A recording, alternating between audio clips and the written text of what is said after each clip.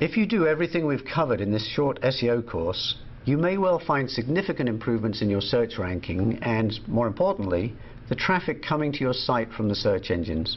Many companies have reported that these simple changes had a huge effect for them. Of course, you may want more, or perhaps you're working in a very competitive area in which you need to do much more in order to compete. We covered linking pretty quickly in this course.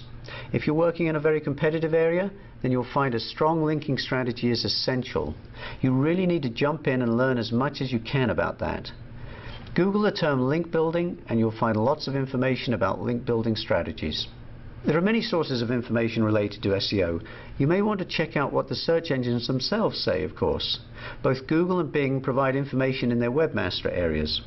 Remember, you're getting the official line, what the search engines want you to think, which doesn't always match reality quite exactly.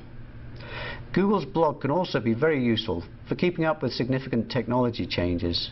Google Webmaster Central hosts discussion groups too. One advantage of these forums over many others is that there are a few Google employees that answer questions, so you may get some really good answers. On the other hand, you have to be careful with any SEO forums, including these. SEO is an odd business with a lot of conjecture and misinformation, and many answers in SEO forums, including these, are simply wrong. Another good place for information is Matt Cutts' blog.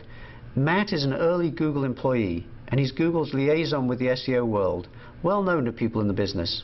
You can often find really useful, from the horse's mouth information in his blog. SEO is tough. It's often really hard to know what's true and what's not. There's so much nonsense out there. You need to try to evaluate what you hear very carefully and not be distracted by misleading ideas and useless strategies. So, we've come to the end of this SEO course. If you're looking for more information on anything we've discussed, such as CSS, HTML or web development, make sure you check out the courses on lynda.com's online training library. Thanks for watching and good luck with your website.